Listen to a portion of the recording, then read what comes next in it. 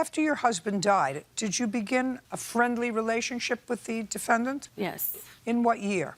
2016. And did you let him have a relationship with your son? Not with me around. I was around when he was around my son. They were never together alone. So the three of you were together. Right.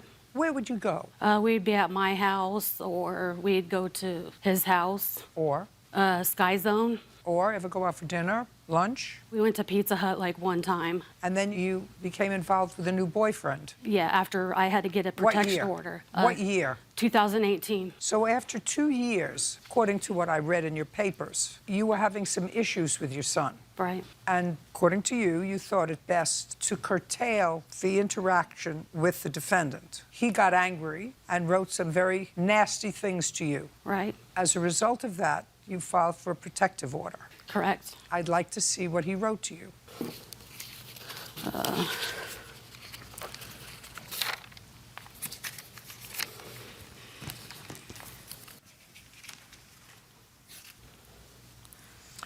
Well, this is what he said to you. He must have said some terrible things to you because he apologized in this long email. Mm-hmm. Why did you stop answering his telephone calls? My son was diagnosed with autism, and he has therapy, and I don't always carry my phone into the building with me because sometimes I need both of my hands to control him into his therapy, and I was there a long period of time, and I couldn't get to my phone in my van in a timely manner to please the defendant, and he got angry. And I had a bunch of voicemails and text messages. Who is this gentleman? That is my fiance. How old is your son, Miss Compton? He turned 10 in September. And you and your husband separated in 2012. Correct. So he's really been without a father for a very long time. Did your husband have substantial time with him? Did you share custody with him? We shared custody. He loved his son a lot. Did his son see him regularly right before he died? Yes. What did he die from? He died of heart problems.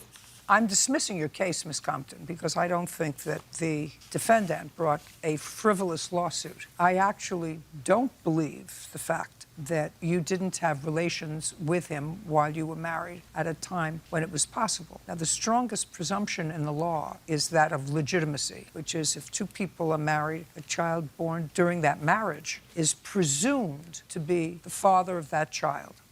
There are many states where they won't even order a blood test against the wishes of a father. All I can say to you is only you and the defendant know whether there was a possibility that the defendant could be the child's biological father. If he is the child's biological father, and it seemed to me he was involved in your life for a couple of years, your son's name is Lucas? Yes. And if Lucas has issues, you'll have to make a decision whether or not, because the courts have already dismissed your case with prejudice, which means you can't bring it again. You understand that, sir? Yes. How many times did you go to court after you filed the case? I went to court the one time, and they were supposed to do a DNA test, and then they canceled it because they said there's a stipulation, and I had to pass the stipulation. What kind of stipulation? You got to file within 2 years. And I really don't like the way they got that law because it's like, I'll never know if it is my child. I mean, in any event, Ms. Compton, it's up to you. You know, your son is young and he has issues. You'll have to make a decision. The decision is actually only yours to make as to whether or not you want to independently conduct a DNA test to determine whether or not the defendant is Lucas's biological father, since his legal father is dead and he no longer has a legal father to rely on. It's up to you to determine whether or not, if he has a biological father, whether it might not be in his best interest to be involved with that biological father. Do you understand? Yes. Great. Case is dismissed. I don't think that the lawsuit was frivolous.